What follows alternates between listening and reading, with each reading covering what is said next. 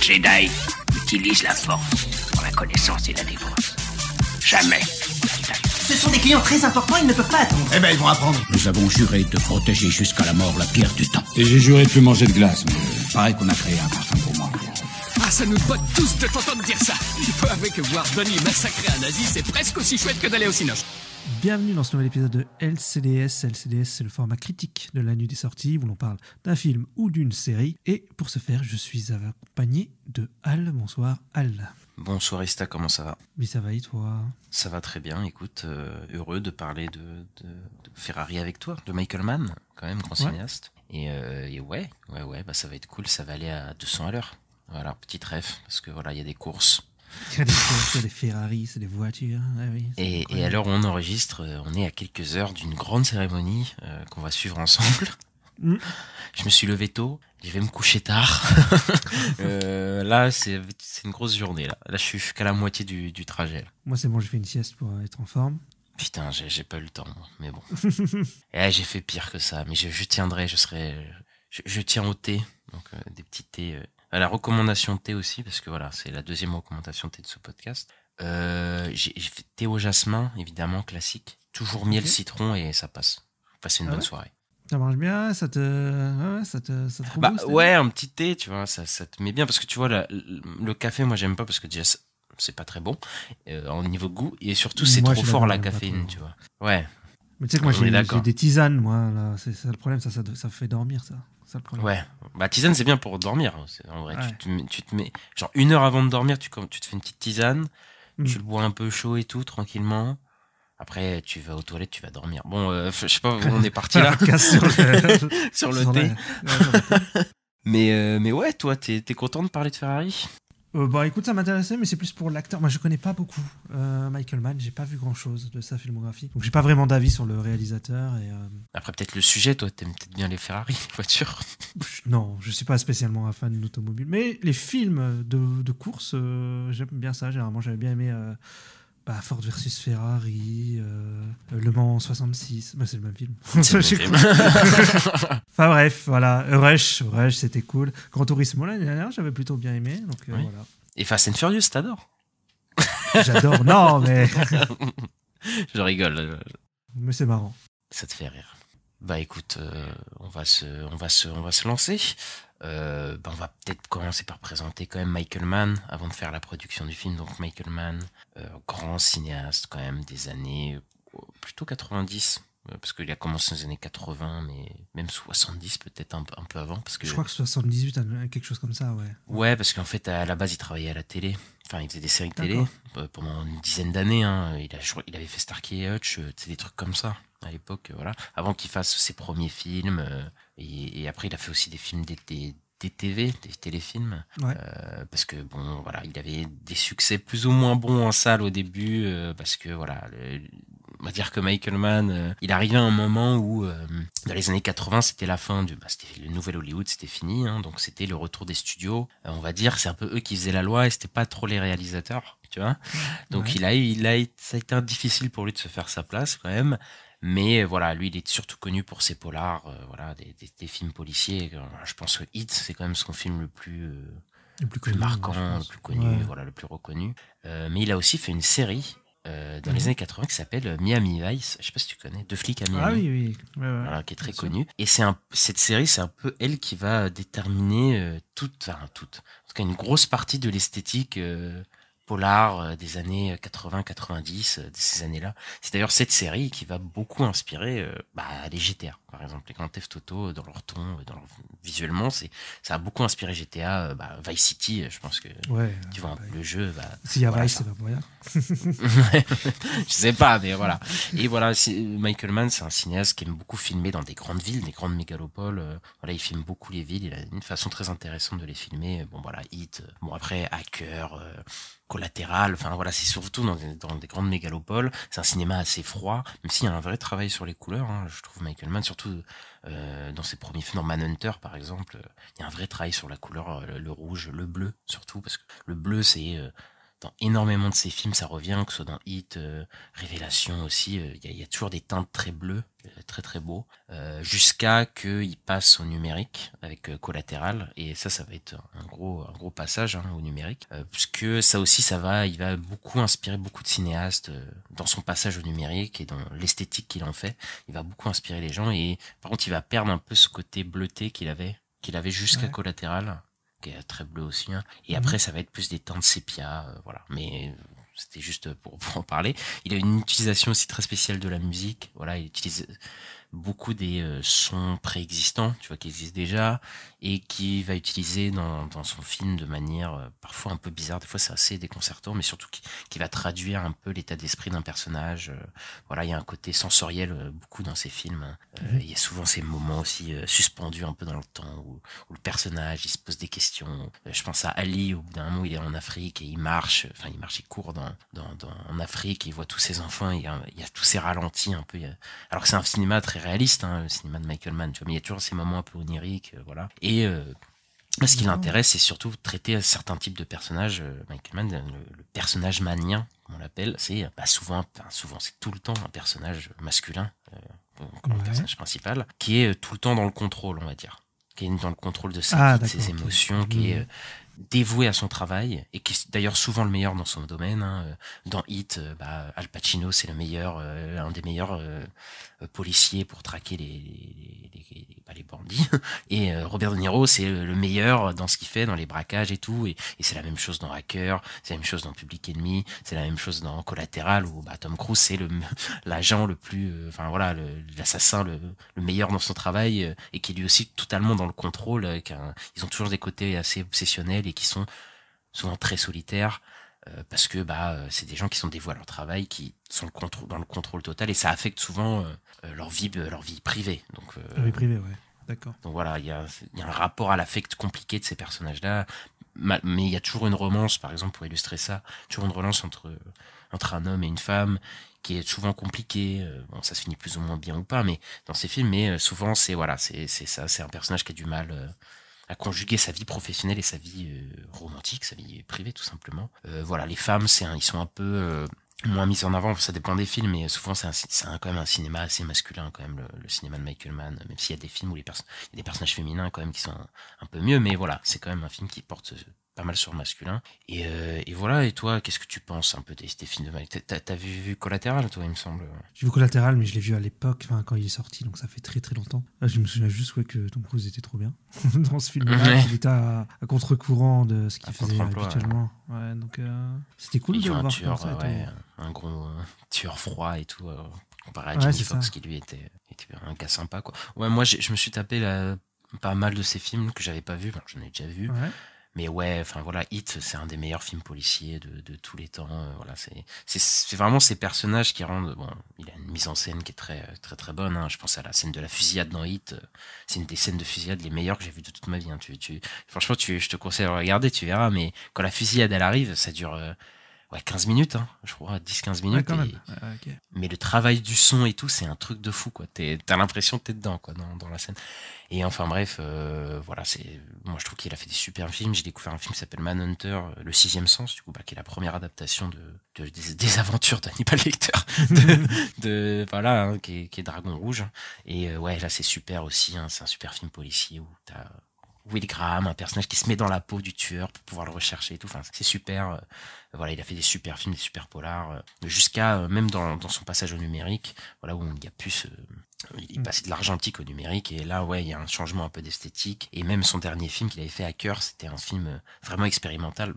Depuis qu'il est passé au numérique, il est vraiment passé dans un cinéma hyper expérimental, et les dernières 40 minutes de Hacker, c'est vraiment que de l'expérimental, c'est que du flux, c'est que c'est vraiment que visuel, quoi. Enfin, c'est vraiment super. Genre, moi, j'étais vraiment happé par la fin de Hacker et tout. Enfin, bref, voilà, il y a des films que j'aime moins, il y a des films que j'aime beaucoup. Ouais. C'était pas ouf Hacker, moi, il me semblait que j'avais entendu que c'était pas ouf. Ah non, mais il y a beaucoup de gens qui aiment pas Hacker, mais ouais, moi je trouve qu'il est clairement sous-coté, vraiment. Ouais, c'est un film Netflix, hein?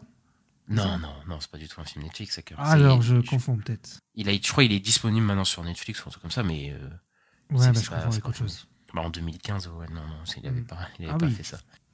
Mais voilà. Écoute, pour Michael Mann, j'allais parler pendant des heures de Michael Mann.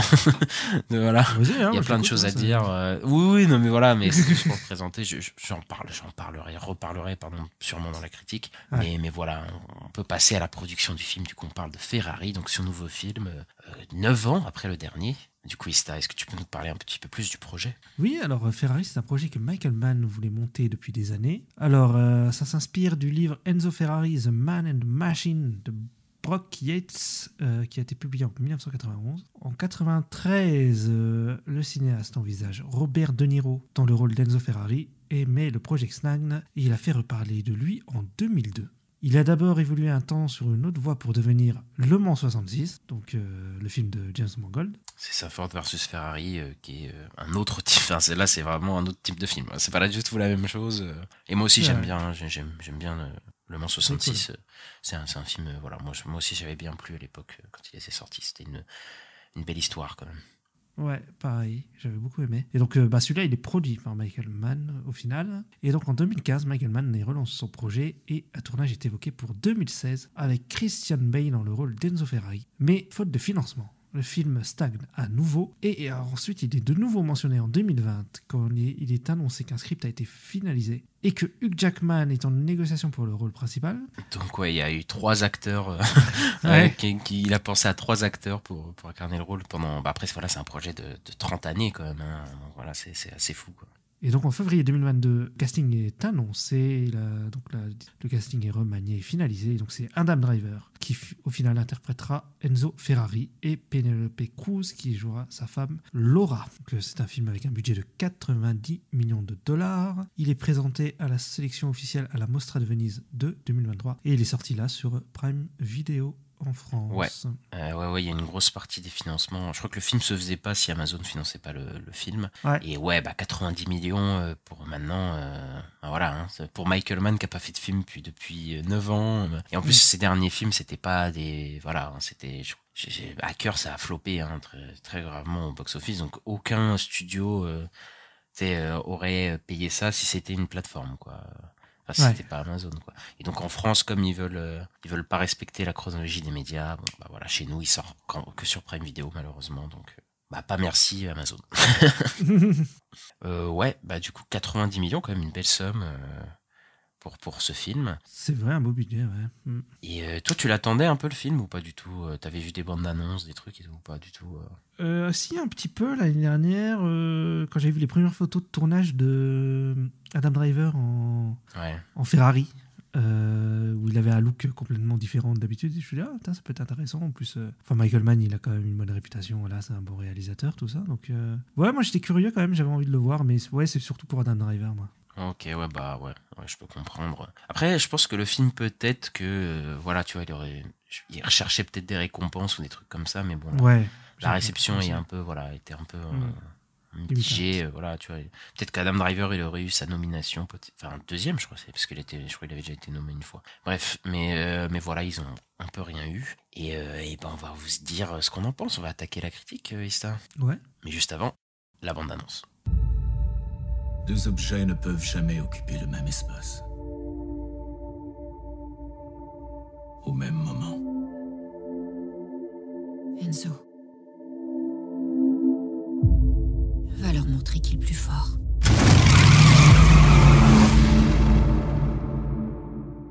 C'est l'été 1957, derrière le spectacle de la Formule 1, l'ancien coureur Enzo Ferrari est en crise. La faillite menace l'usine que lui et sa femme Laura ont construite à partir de rien 10 ans plus tôt. Leur mariage instable a été ébranlé par la perte de leur fils Dino. 1 an plus tôt, Ferrari a du mal à reconnaître son fils Piero avec Lina Lardi. Pendant ce temps, la passion de ses pilotes pour la victoire les pousse à la limite, alors qu'ils se lancent dans la périlleuse course de 1000 miles à travers l'Italie. La Mille Miglia. Et voilà, c'est le scénario du film. Donc avec Adam Driver dans le rôle principal d'Enzo Ferrari, Penelope Cruz en Laura Ferrari, Shailene Woodley qui est dans le rôle de Lina Lardi, du coup son autre femme, c'est pas son autre femme, mais l'autre femme qui partage sa vie, et je crois qu'il y a un petit caméo de Patrick Dempsey qui est pas trop là longtemps dans le film, mais voilà, donc Ferrari il mène une double vie, je sais pas si c'était très compréhensible avec le scénario, le résumé, mais en gros, voilà, il mène une double vie, entre guillemets. Il a une femme avec un gosse d'un côté et il est toujours lié à sa femme, Laura Ferrari, mais avec qui il a perdu un enfant. Et ça va être plutôt ça l'enjeu principal du film, et on va vous donner notre avis rapide. Qu'est-ce que tu as pensé rapidement du film, Ista? J'ai trouvé ça sympa. Je dirais sympa. Ouais. C'est un bon film, quoi. Ça se regarde bien. J'ai pas détesté ou quoi. J'ai trouvé que ça se suivait bien.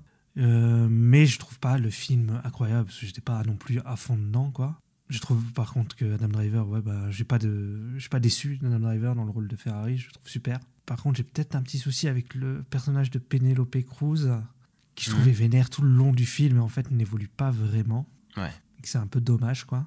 Mais oui, j'ai été aussi surpris de voir Shailene Woodley en maman, parce que moi je me suis arrêté à Divergente, donc je suis en mode ah ouais. Mais coup du jeu, c'est ça. Je trouve que les séquences de course sont bien tournées, elles sont cool. Tu sens bien les sensations de vitesse et tout, c'est vraiment bien foutu. Il y a des scènes qui m'ont aussi choqué, auxquelles je m'y attendais pas. Voilà. Mais au final, ouais, la pression finale, c'était sympa, c'est un bon film, mais c'est pas incroyable. Mais je pourrais peut-être le recommander à mon père, tu vois. Voilà. D'accord. Il est fan d'automobile, ton papa? Il aime bien les voitures. Après, fan, non, mais il aime bien les voitures, ouais. Moi de mon côté, ça va. Il est italien, voilà. Il est italien, moi aussi, du coup. Moitié italien. Voilà. Vive l'Italie, les pâtes. Tous les clichés. J'adore les pâtes et les pizzas. J'adore les pâtes, ouais, exactement. Moi aussi, les meilleurs plats du monde.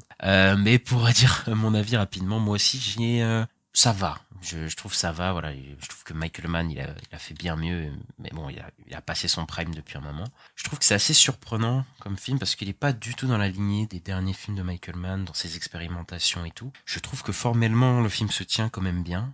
Il y a des très belles idées, il y a des très belles scènes, mais même s'il y a des trucs qui me laissent un peu en arrière, parce qu'il a fait des choix un peu spéciaux. Voilà. Hein? J'ai dit spéciaux, oui. Mais des choix un peu spéciaux. Oui, bien vu, je crois. La journée a été longue. mais ouais, avec les personnages, j'ai pas de problème du tout avec le personnage d'Enzo Ferrari, je le trouve plutôt bon. C'est plus avec d'autres personnages que j'ai un peu des problèmes, et voilà, j'ai un problème dans la manière dont il raconte son histoire. Et j'ai un problème avec la course, mais c'est pas formel. C'est un problème d'enjeu que j'ai un problème avec cette course. Ah oui. Au final. Déjà là, quand tu me dis ouais, c'est la mini-média et tout, en fait c'est vraiment 20 minutes du film, et c'est pas présenté comme un truc énorme en fait pendant le film. Ouais, c'est pas l'enjeu principal du film, n'est pas la course, quoi. Enfin, si vous voulez voir un film de course et tout, c'est pas vraiment un film de course. Il y a une course à la fin qui est assez impressionnante et tout, mais c'est un film sur surtout Enzo Ferrari et sa vie privée, quoi. Surtout un moment de sa vie privée. Mais d'ailleurs, on va aborder le truc directement. C'est le 3e biopic, je crois, de Michael Mann, entre guillemets, parce qu'il avait fait Révélation, qui était une histoire vraie, et Ali, du coup, avec Will Smith. Et là, c'est le 3e biopic qu'il fait, et c'est un peu un faux biopic, puisque c'est pas un biopic qui se concentre sur toute la vie d'Enzo Ferrari, oui. C'est sur une période précise de sa vie, une année, enfin, je sais pas combien de mois, mais en tout cas, voilà. Et ça, déjà, c'est bienvenu, parce que, de toute façon, je m'attendais à ce que Michael Mann fasse pas un biopic conventionnel, en mode Bohemian Rhapsody, voilà. Je sais qu'il y a des gens qui aiment bien Bohemian Rhapsody, mais je trouve ça un peu trop classique, ennuyeux. Là, voilà, ça se focus vraiment sur la tragédie, entre guillemets, d'Enzo Ferrari, qui a perdu son fils et qui, voilà, est en deuil avec sa femme aussi. Et ouais, déjà, moi, il y a des grosses différences que je remarque avec son cinéma, on va dire, de ses anciens films, tout simplement. C'est que déjà, il filme pas dans une énorme mégalopole américaine, qui est Los Angeles, voilà, des grandes villes comme ça, où là, c'est des paysages italiens, quoi. Alors qu'il a toujours tourné ses films dans des grosses villes, même Hacker. Mais c'est toujours des grosses villes, quoi. Et même là, on est dans une. Bon, s'il avait déjà fait Public Enemy, qui était dans un autre temps et tout, mais là, je vois pas de film. Ah si, le dernier des Mohicans. Si, évidemment, les Mohicans, voilà, c'était un film qui se passe des années avant. Oui. Et voilà, il y avait un très beau travail de reconstitution. Et ici, encore une fois, je trouve que le cadre est très très beau. Là, vraiment. La reconstitution, voilà, les voitures, le style, les vêtements, même il y a un très beau travail de lumière aussi. D'ailleurs, le chef-op, c'est le chef-op de David Fincher, j'ai oublié son nom, mais c'est le chef-op qui travaille beaucoup avec David Fincher. Et voilà, le film est esthétiquement très beau, mais il n'est pas dans la lignée de ses derniers films où il y avait vraiment une teinte numérique. Là, vraiment, on a beaucoup moins ça. Donc, il est revenu à un truc un peu qu'il faisait avant Collatéral, ce qui est pas plus mal, mais je retrouve plus ses expérimentations. que moi j'aimais beaucoup. Là, il revient vraiment à une forme beaucoup plus classique. Et je sais pas si c'est parce que c'est un film un peu de plateforme, entre guillemets, tu vois, qui revient à cette forme-là. Ou peut-être, je sais pas, c'est un cinéaste qui est...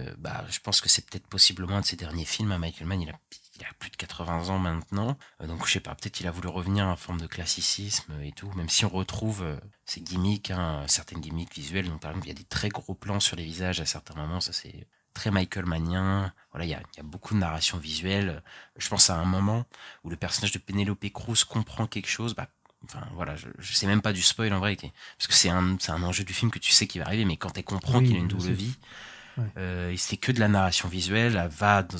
Il y a tout un truc avec une petite voiture par exemple qui a une signifiance. Enfin, elle comprend tout.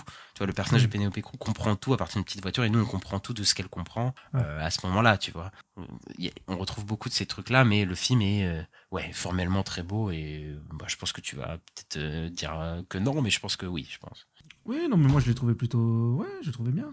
J'ai trouvé qu'il y avait des idées de mise en scène assez intéressantes. Il y en a une par exemple, il y a un dialogue, c'est pas du chant contre chant, c'est toujours, ça cherche toujours à faire autre chose, je trouve. Et par exemple, il y a un moment où tu vois Ferrari dans un miroir, et tu sais, ça passe du flou à la personne qui est devant le miroir. Après, quand c'est lui qui parle, il est dans le miroir. Donc c'est lui qui est en clair, et tu vois. Et ça, je trouve ça, ce genre de mise en scène, je trouve ça cool, quoi. Après, les dialogues, il a toujours su bien les monter, même les chants contre chants. Bon, je pense que le plus connu, c'est celui dans Hit, où il y a le personnage de Al Pacino et De Niro qui se rencontrent et qui parlent autour d'une table. Et là, c'est tellement puissant. Enfin, il y a tellement de choses qui se jouent à ce moment-là. Je peux pas te le dire parce que t'as pas vu le film, mais voilà. Et là, je trouve qu'il a vraiment une manière de. Mais même les discussions qu'il a, Adam Driver. Par rapport à ces deux femmes, elles sont intéressantes, mais surtout elles sont filmées différemment. Tu vois, quand il est avec sa femme, c'est vrai, Penelope Cruz, ils sont jamais dans le même cadre parce qu'ils sont souvent en opposition dans le film. Voilà, souvent ils s'engueulent. Et alors quand il est avec Shailene Woodley, qui c'est un peu sa nouvelle vie entre guillemets. Déjà la lumière elle est beaucoup plus jolie, c'est beaucoup plus apaisant, et ils sont accueillants et tout, ils sont souvent dans le même cadre ensemble. Voilà, ils sont beaucoup plus connectés, on va dire, qu'avec Penelope Cruz, son ancienne femme. Je veux dire, c'est très compliqué de dire son ancienne femme parce que c'est toujours sa femme, mais c'est juste que c'est la première femme, quoi. C'est compliqué, mais du coup le personnage d'Enzo Ferrari, toi, est-ce qu'il t'a marqué? Est-ce que c'est un bon point du film? Pour moi, oui. C'était intéressant. Moi, j'y connaissais rien au personnage de Enzo Ferrari. Pas pareil. Hein. Et donc, ça m'a appris des choses. Donc, voilà, c'était intéressant. Adam Driver, tu trouves qu'il joue bien quand même? Ouais, je trouve qu'il incarne super bien. Déjà, il a un petit accent italien. Mais ça passe bien. Je sais pas, ça fait pas forcé, je trouve. Ça passait Ça fait pas House of Gucci, Exactement. Parce que je pense qu'il est un peu dans la retenue, tu sais, il en fait pas trop, je trouve. Ouais, c'est ça. Donc ça va. Après, ils ont tous un peu un accent italien dans le film, d'ailleurs. Oui. C'est plus ou moins réussi selon les acteurs. Il y a certains acteurs secondaires un peu lointains, tu fais ah ouais, t'es pas obligé. Mais bon, ça va, tu vois, c'est pas cringe comme House of Gucci. Oui, c'est pas Jared Leto, ouais. C'est pas Jared Leto. Et les autres personnages, Penelope Cruz, tout ça t'a marqué? Moi, je t'ai dit, Penelope Cruz, non, moi, je suis pas trop fan. Ouais. Comme je disais, je trouve en fait, elle est vénère tout le long. Et en fait, elle est tout le temps vénère. Et il y a un moment, quand elle est à l'opéra, où voilà, on la voit un peu sourire. Ouais, c'est un moment fort, ce moment-là. Même s'il est un peu gâché, je trouve, par les flashbacks, mais ouais. Je suis d'accord. Et je suis un peu d'accord, hein. Moi aussi, sur le personnage féminin, je trouve qu'elle est... déjà, je pense que c'est un des personnages féminins qui a le plus de place dans un film de Michael Mann, quand même, faut le dire, parce que d'habitude ils sont pas aussi présents. Là, elle est vraiment présente et tout. C'est un personnage qui est comme le personnage de Enzo Ferrari, hein, qui est en deuil parce qu'ils ont perdu leur enfant. Donc ça se comprend, parce moi je comprends très bien qu'elle soit comme ça. Ah oui, mais je trouve que c'est un peu cliché quand même. Enfin, je sais pas comment elle était dans la vraie vie, mais le personnage féminin cliché hystérique. Ouais. Tu vois, après je trouve que c'est intéressant vis-à-vis du personnage d'Enzo Ferrari parce que lui il est dans l'opposé, comme je te dis, il est dans le contrôle total. Le personnage d'Enzo Ferrari, c'est un personnage mannien, hein, donc il est dans le contrôle. Il pense qu'il peut vivre avec deux femmes en même temps. Tu sais, ça lui pose pas de problème. Il est en mode, j'ai deux femmes, ça va bien se passer. Il est toujours dans le contrôle, alors que voilà, il montre jamais ses émotions en public. Hein. Il y a des moments assez chocs, des trucs qui se passent dans le film qui font que des personnages seraient choqués, lui il est toujours en mode non. Enfin tu sais, il a toujours complètement stoïque quoi quand face à la situation. Et c'est vraiment que dans les moments dans le privé qu'il est dans l'émotion. Quand il est confronté à sa femme, il y a des disputes, là il a des émotions. Ou quand il a un moment de recueillement aussi, il y a souvent des persos qui ont des moments de recueillement ou de pensée, tu vois. Je pense à Robert De Niro qui regarde par la fenêtre la mer, tu vois, ou Ali quand il est en Afrique ou un truc comme ça. Et souvent ce personnage là, il y a ce moment-là. Dès le début du film, il y a un truc comme ça. Ouais, où il va sur la tombe de son fils qui est décédé. Et je crois même que son frère aussi est décédé, mais il y a aussi toute une histoire avec ça. Donc, là, il pleure. Voilà, c'est un des seuls moments où on va vraiment le voir émotionnel. J'aime bien dire ce mot, alors que je crois que ça se dit qu'en anglais, emotional, mais c'est pas du tout vrai. Mais voilà, qui va être vraiment triste, alors qu'en public, voilà, il se maintient, il est dans le contrôle. C'est vrai. Donc là, pour le coup, c'est vraiment un personnage de Michael Mann, quoi. Mais tout ça pour dire que le personnage de Penelope Cruz, lui, il est à l'inverse, voilà, il est dans l'hystérie, voilà, elle est tout le temps énervée, et elle est en deuil, mais elle gère son deuil différemment de Ferrari, parce que elle accepte, enfin, elle est dans son deuil, elle accepte toujours pas, tu vois, que son fils soit mort, elle veut pas tourner la page, et le seul moment où elle sourit, tu vois, dans le film, c'est quand elle se remémore son fils passé, tu vois. Ouais, elle c'est est vraiment ça, elle vit dans le passé. Sa vie de famille avec. C'est ça.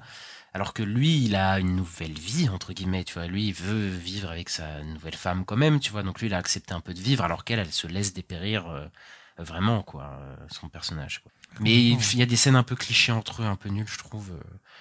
Genre, tu sais, ils se détestent et tu sais, d'un coup, ils vont s'embrasser, tu sais, comme dans certains films. Et je trouve ça, oui. Ils couchent ensemble et puis après ils se redétestent et je trouve ça un peu cliché et tout. Je pense heureusement Penelope Cruz, elle joue bien parce que je pense que ça m'aurait plus saoulé si c'était une autre actrice ou quoi, mais ouais, je trouve que c'est un peu cliché, quoi.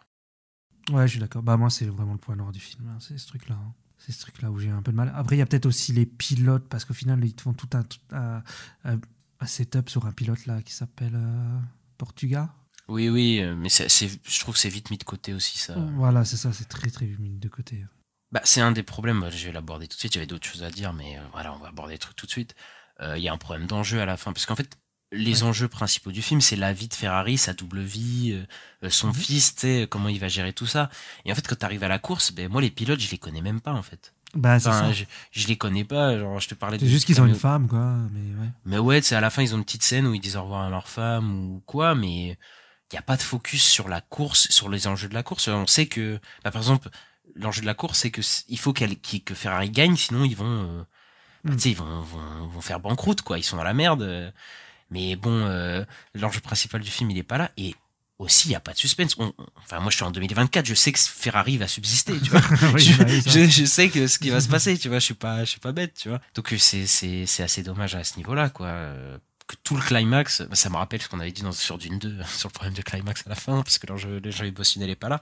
Mais là, c'est la même chose, l'enjeu émotionnel est pas là. Donc toi, t'arrives à la fin, tu fais bon, ouais, mais c'est pas ça que tout le build-up du film m'a pas mené à ça, quoi. Donc, c'est assez dommage, quoi. Ouais, je suis d'accord. C'est ça sur la course, c'est vraiment pas. Même si, ouais, comme je disais, il filme des scènes de course ou de circuit, voilà, vraiment. Elles sont vraiment bien, mais sur l'histoire qui est autour, c'est pas très intéressant, quoi. Par contre, ouais, t'as raison, les scènes de course à la fin, bon, c'est impressionnant. Après, c'est Michael Mann, voilà, il a filmé l'action toute sa vie. Mais là, vraiment, elles sont vraiment plutôt bien filmées. Je pense, d'ailleurs, on a pas mal de décors à travers l'Italie, dans le film et dans la course. On a des changements de focale à certains moments, des plans rapprochés, des plans plus élevés. Enfin, vraiment, on sent vraiment la vitesse, le danger, vraiment. Et c'est du practical, hein. C'est vraiment des gens qui sont sur des voitures. Et là, tu le sens, quoi. C'est pas, je trouve qu'il y a un petit peu des problèmes au niveau des accidents.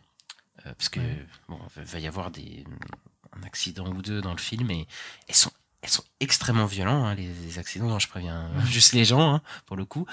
C'est il est interdit au moins de 16 ans, le film. Enfin, en tout cas, il y a un avertissement 16 ans. Ah, ok, sur je savais vidéo. pas, mais ils sont extrêmement soudains et violents, et les VFX sont pas super, d'ailleurs, dans ces séquences-là, je trouve, on voit un peu les VFX un peu voilà, c'est ça qui est un peu dommage, je trouve. Ouais. Même si ça marche bien, hein, je trouve, dans la scène, moi j'étais en mode choqué, tu vois, dans mon écran, dans certains moments, tu vois, surtout quand tu sais pas exactement, voilà, mais ouais, c'est assez violent, quoi. Moi, d'ailleurs, Quand je vois ce genre de film, que ce soit celui-là ou Ford versus Ferrari, là, je me dis, mais comment on laissait faire des gens faire ça à l'époque, quoi. C'était fou, quoi. Ah oui, non, mais la sécurité, ouais, c'était pas la même qu'aujourd'hui. Hein, donc, voilà. Et d'ailleurs, je voulais revenir à un truc sur la course qui m'a un peu gêné. C'est que même si elle est extrêmement bien faite, des fois, il y a des moments, comme toutes les voitures sont rouges, j'arrive pas à savoir qui est qui. Oui, bah oui. Et je suis en mode, bah toi, t'as été perdu aussi. Il y a un moment où j'étais perdu. En fait, il y a un pilote d'une autre écurie qui est dans une voiture Ferrari.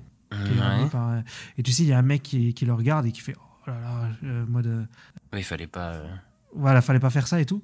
Mais en fait, sur le coup, je me suis dit, c'est qui ce mec?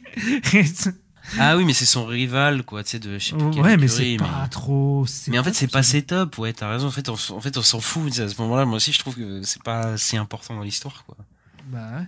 Ouais, je trouve que c'est vraiment dommage à ce niveau-là. Mais je sais pas si. Parce que j'ai l'impression que ça l'intéresse pas, en fait. Enfin, ça l'intéresse pas. Il le filme extrêmement bien, donc je pense que ça l'intéresse un peu, tu vois. Mais bon, je pense que c'est pas l'enjeu de la course, c'est plus le drame qui est autour de la course et qui l'intéresse ou quoi, tu vois. Mais bon, sinon, c'est assez compliqué, quoi. Après, pour revenir au personnage d'Adam Driver, qui est le pilier du film et que je pense. Voilà, c'est un film aussi, faut le dire, qui est sur la mort, hein, sur le deuil et. Vraiment de tout le film, hein. Le personnage d'Enzo Ferrari, il est vraiment entouré par la mort. Il y a des personnages, son fils est mort, son frère est mort, il me semble, avant. Il y a des personnages qui meurent dans le film autour de lui. Enfin, tu vois, genre vraiment, il y a tout un truc un peu mortifère dans le film. Je trouve même dans les décors, à côté des fois des décors hein, qui font un peu cimetière dans certains endroits, certaines maisons. Ouais. Donc je pense qu'il y a un peu de ce truc-là qui traverse un peu le film pour le coup, et j'aime bien voilà la manière dont il a de jouer le rôle quoi, Adam Driver, parce que même si c'est un mec extrêmement fermé, tu sens quand même le mec brisé quoi, quand même qui est un peu brisé et qui essaye quand même de se reconstruire, qui est dans un truc de contrôle voilà qui marche super bien pour le coup, et ouais je pense qu'il a peut-être aussi pris Adam Driver pour son nom de famille. Voilà, c'était la petite blague. Tu crois? Non, pas du tout. Non. Mais ouais, il est jamais dans le surjeu. Il y a toujours un jeu de regard aussi.